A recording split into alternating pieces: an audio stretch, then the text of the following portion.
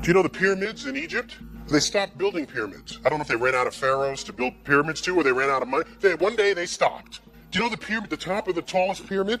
Do you know what year we built something taller than that pyramid? After that pyramid was built? It was in the Paris Expo. The Eiffel Tower was the first object we ever built as a species taller than the pyramids. So just because you're doing something in one period of time doesn't mean it will continue forever. In fact, one of my great fears is that you end up taking it for granted.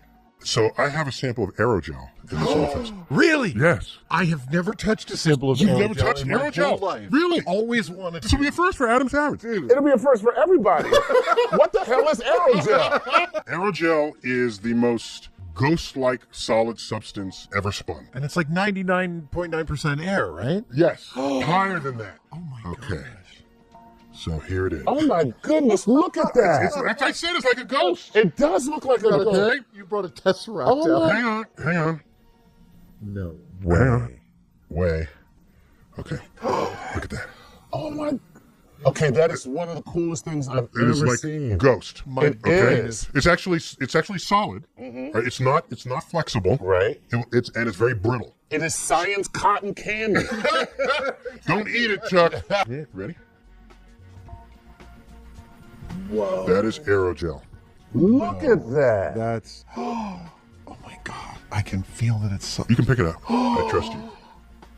It's like a ghost. Look at that. It might be the lowest density solid stuff ever. And it's used for NASA. And the aerogel it has many applications. One of the ones that we care most about is you put that on a spacecraft, on a space probe, and as it flies through a comet's tail, particles of the comet enter the gel, and it slowly stops it so that it's intact by the time you bring it back and then analyze it. It also has highly insulating properties. It's like one of the most insulating things ever known. And the way they make it, they have some polymer chain that they spin up, and it's this solid thing, but then they evaporate all the liquid. And what's left are the molecules that flush out the volume that the liquid once occupied. What is the Andromeda paradox? Well, the Andromeda paradox is the fact that if you and I are looking at Andromeda 2.5 million light years away, then what happens is, suppose you're sitting in your chair and I'm running by. And at the second I run by you, we both look up at Andromeda. Because I'm moving and you're stationary, we're going to see events that are days apart, even though we're in the same location looking at the same time. How can that and be? you think that relativity. And you think that the Don't just light say relativity and keep talking. How far, wait, in this scenario, how far away from me are you when you're running by You're in the me? same place. We're in the same place, essentially. So you're like literally I've running never here. heard of this paradox. And you look right, up, it's a little known paradox. and the right? thing Yeah. that you see and I see are days apart. Days apart. Because of our physical perspective on Well, here's what you would think. You would think the light is arriving right now. We should all be receiving this light, but that's not how it works. Motion changes the perception of time. So how do you define what now is? So we Even don't though you're even in the same time. place. Even though you're in the same place, yeah. while we're sitting here, I'm here, you're running by, Yeah. we look up at Andromeda at the same time, Yep, and we're from the seeing same- something from the same days, location. from the same location, Yep. essentially. We're seeing things days apart. Days apart. And Yeah. that leads to the idea of what is now, and your now and my now are two different There's no nows. now. There is no now. No, there is now. There's always now. There's an There has illusion to of be. now because we're so close together and we're so small. The speed of light makes it feel like we have a now, right? But now doesn't really exist on larger scales. There's no such thing. It's 1900. There's the fear of the great manure catastrophe. In Manhattan, which is not a large place, and you access it by bridges and tunnels, it's an island, there were horses, and horses do what they do. You feed them, they poop. The poop goes in the street. The horse, you don't take it to the horse bathroom, it's in the street. And the people whose whole job it was to clean up the manure. Now what do you do with it? You bring it to another place and it makes a pile. Then somebody else comes in with multiple horse-drawn carriages to haul the manure out of the island, okay? But those horses that are hauling the manure, they're pooping. Okay, so if you run the arithmetic on this, people imagine the manure catastrophe. And it attracted flies. There were no indoor supermarkets back then, at least in the inner cities. Most of food was sold by street carts. Your fish, your fruit, all of this was street carts. So the flies were everywhere. And so there was a lot of visioneering discussion about what to do about the horse poop or the flies. So they said, let's put something in the feed so that when it comes out as poop, the flies will not be attracted to it. Because that was one of the health issues. How do you get rid of the flies if you're not going to get rid of the poop? Then another one was, what can we feed the horse to reduce the amount of poop that comes out the other side? The actual solution was the car. If I had hair on my neck, it would be standing on edge as I see the depth to which he was connected to the operations of nature. There is no doubt about it. The man discovered the laws of gravity by sitting there. Okay, it's rumored that he sat under the apple tree, but what is certain is that he knew in the same field of view, he saw an apple drop and the moon in orbit around the earth. Okay, he sees the two of them. One is falling to the ground and the other is like up there in space.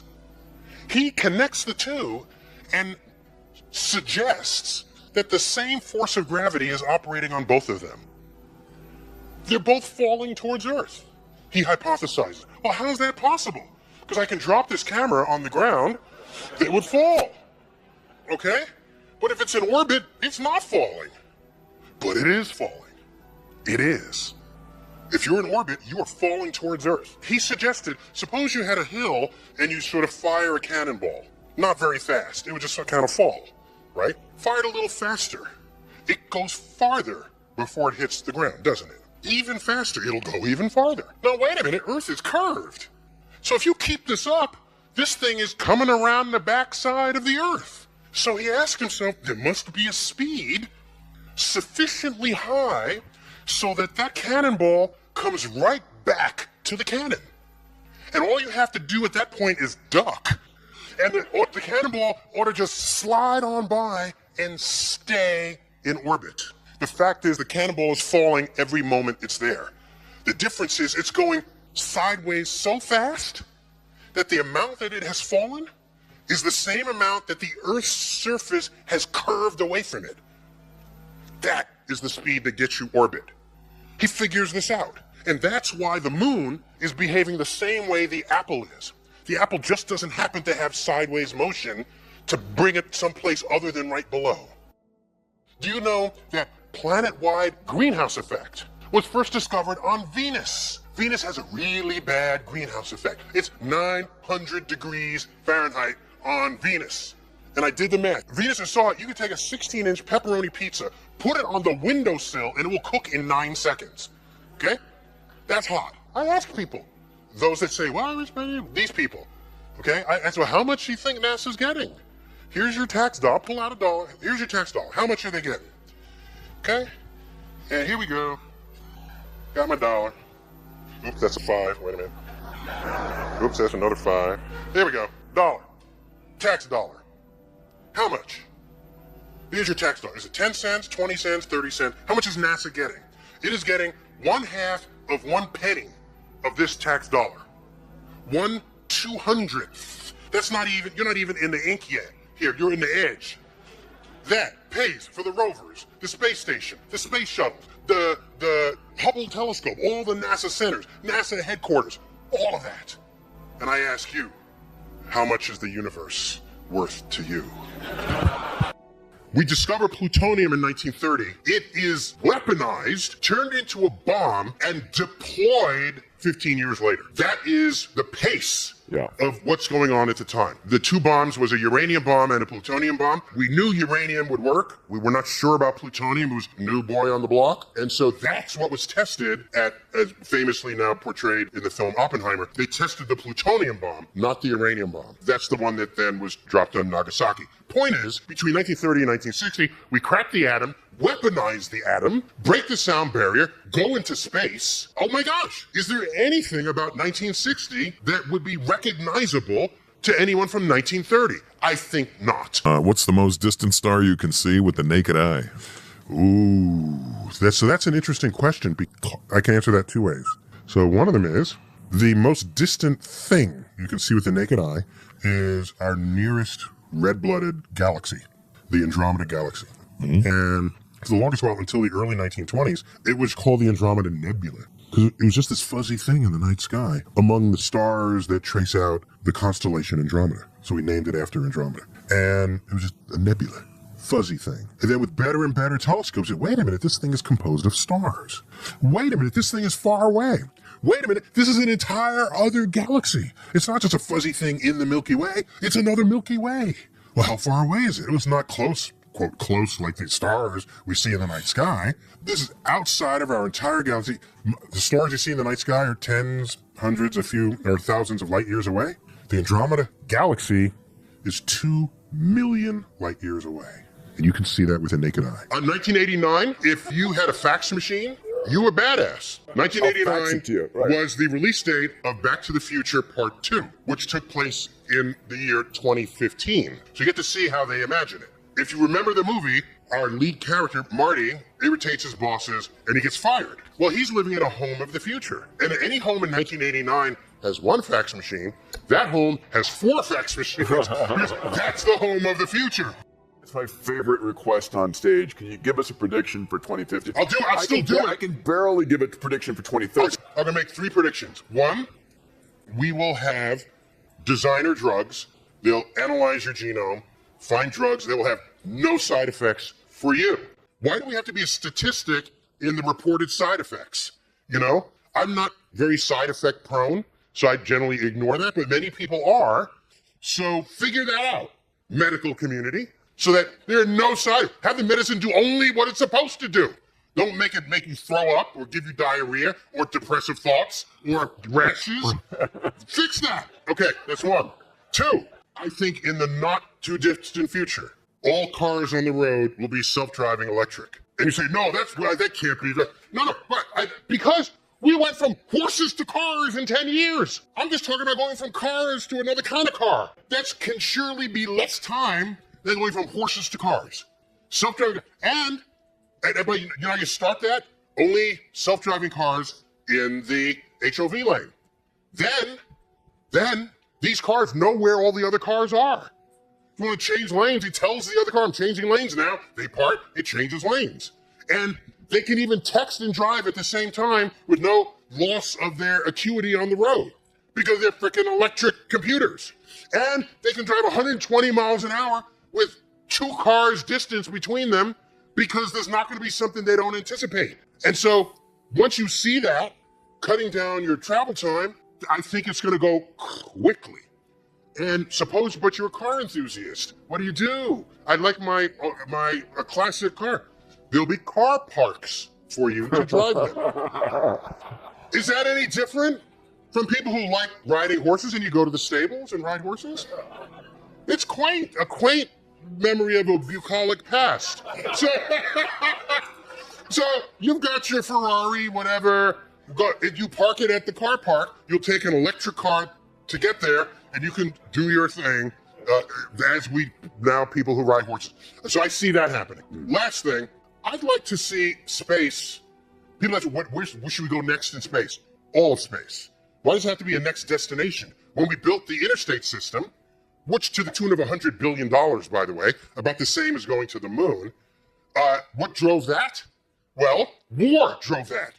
What's the other name for the interstate system? The Eisenhower Internet System. He went to Europe in the Second World War, saw the Autobahn survive under rain and snow, and tanks could roll over without it falling off the side of the road. He says, I want that in my country as a defense project. And so the initial monies for that all came from the defense, were informed by our posture as a country that didn't want to get invaded and wanted to keep our military ready and you may know, the interstate system doesn't go over mountains, it goes through them. And after every distance, there's a certain stretch that is straight so that you can land an airplane on it if you had to. It is to military specs. That's how that money got dislodged. So I'm saying, when you build the interstate, you don't build, let's just go from New York to LA. No, give people choices. So you send the interstate everywhere, let people's creativity take them to wherever they want to start whatever businesses they want or have whatever free life they want to lead in a country that we still think is free. And so when I think of space, I think of not a rocket to go here or there, get a warehouse of sort of strap-on boosters, and I say, I want to do science on the backside of this comet that's coming through. We need these 3 boosters and this rocket, and we'll schedule the launch in 3 months. Think about that. I Then do. the entire solar system becomes our backyard. And it's not this other place. It is we'll have a relationship with it. And yeah, let's mine some asteroids. We have wars on Earth over the limited access to resources that are plentiful in the universe, in our own backyard. The future of space is one where an entire category of warfare will be rendered obsolete because access to resources will be unlimited. Category of war would be gone forever. If the entire solar system had lanes that you would take and you decided where you wanted to go and it wasn't a single national destination. Your weight is not only how many molecules you have in you, It's the density. it's also what's the force of gravity operating on you. So you'll weigh more, but you won't look heavier. You'll just be heavier. So my mass will be the same. No, mass will be the same, correct, but your weight can be less or more, depending on what planet you're on. In fact, it's less or more on Earth. If you go to the equator and the equator is spinning, at the equator you're moving 1,000 miles an hour. You weigh less on the equator than you do here in New York City. You weigh less on a mountaintop than you do in a cave. We should go to the equator, guys. Why do sodium and chloride, 2 extremely toxic and harmful chemicals, combine to form normal table salt? This is the beauty of chemistry. So you think that a thing's properties are somehow inherent in the thing, but the property is what manifests after you combine it with whatever else. So you combine sodium, which is a lethal metal that you can cut with a knife. That's how soft it is. And it reacts violently with water. Add that to chlorine, which would poison you if you breathed it. Put them together and you get completely necessary table salt, necessary for the life. So when you put them together, all the chemistry, it's a new chemistry. It's a new thing. Don't think of it as it probably has some of those properties it used to have. No, all that matters is what are its electrons doing when they talk to your electrons. And if the configuration is different, that's all that matters. Let's take hydrogen. Hydrogen is explosive. Hydrogen will explode if you light a match to it, a ball of gaseous hydrogen. Oxygen promotes combustion. If you have a flame and add oxygen to it, it'll burn faster. Combine hydrogen and oxygen, you get water that puts out flames. The planet Uranus is discovered within a few years, a brand new element is discovered. Turns out to be unstable. We would use the term radioactive later on, but they named that after the new planet that was discovered. That was the element uranium. Now watch. Some years after that, 100 years after that, we discover another planet and we name it Neptune. The next element in the periodic table heavier than uranium, now number 93, was not yet named and not yet discovered until just after that planet. So they named that after the next planet, and that would be Neptunium. And there's element 94, not yet discovered, waiting its turn. The object formerly known as a planet called Pluto was discovered in 1930. Shortly after that, we discover element 94. It's named after the 9th planet, plutonium. So the periodic table preserves uranium, neptunium, and plutonium in sequence. Nice. With Pluto getting an element named on false pretense. Okay, so now that means the galaxy is moving away from us. We learned this from Christian Doppler, a German physicist in the 1800s. He did an experiment with a train. Okay? And so what happens? The train whistle goes by. We know this intuitively, even if you've never thought it. It doesn't go, well, let's do it with a race car, because I can make that sound better. The car goes, right? Did I get it right? That's pretty good, right? Okay, I can do that better than a train. All right. So, the car does not go, it doesn't do that, does it? No. It doesn't go, no, it doesn't do any of that. It goes, high pitch to low pitch. So the sound waves up front, every sound wave it makes, it now travels closer to that sound wave before it makes the next wave. So the pitch, so the wavelength is shorter, the pitch is higher, okay? And when it recedes, the sound waves get stretched apart. You get a lower pitch. So analogizing what we see in the universe, you can conclude, I'm getting there, you can conclude that the galaxies that show the shift to longer wavelengths of light are moving away from us. They indeed were. He then noticed that if you were twice as far away, the object was moving twice as fast. And he looked at every direction and found, like we had some kind of case of cosmic BO or something, all the galaxies were scattering away from us, all except for a couple that are really nearby, like the Andromeda Galaxy, which we will collide with in a few billion years. More on that later. So it later turns out, Einstein shows us that this redshift is not specifically a Doppler shift, it's what we call a cosmological redshift. It shifts because space itself is expanding. And so the wave, as it moves through space, gets stretched in the expansion, the fabric of space and time itself. And so, if everybody's moving away, turn the clock back, you can ask the question, when was it all in the same place at the same time? That was 14 billion years ago. That's how we date the Big Bang. We look around, turn the clock back. And which way is everybody going? Back to the same spot. It looks like we're at the center. But the signature of this expansion would be revealed no matter where you are. If you go to this other galaxy over here, this expanding fabric of the universe will look like it's centered on this galaxy as well. So everybody was at the center 14 billion years ago. There's not some center somewhere else. We all occupied it in a different state at the same time, at the same place, 14 billion years ago. As you accelerate and as you find yourself in the presence of high sources of gravity, your time actually slows down as viewed by others. Okay, this is part of the relativity of time. And so you basically slow down. And then you come back, you will be younger than your twin sister that you left back here on Earth. And that's just true. We've known that since 1905, that this is the kind of thing that would happen. That, in a way, allows you to travel into the future. But the question is, can you travel into the past? That gets a little risky because suppose you prevent your parents from meeting each other. Then how would you be born and then become the person who goes back to prevent them from meeting each other? See, so you get some internal contradictions there. We used to think, not because it was proven, but because it was fun to believe, that you might go through a black hole and come out the other side in another place in the universe. Hawking, a year and a half ago, demonstrated that that's not the case. That all the information that you contain that falls into a black hole actually stays there, and later on evaporates out in the form of Hawking radiation. What a coincidence. Hawking radiation, and we can account for all the atoms that went in by the evaporation of the black hole that comes out later. So you didn't go anywhere. You just simply got spaghettified. Cleanest example of the failure of our brain to understand exponentials is the one that involves a lake. And there's algae growing on a lake. And you see it there, and you see that the area of the lake covered by algae is like doubling every day. Like it starts out in a little patch, and you come back the next day, it's like twice as big. The next day, it's twice as big.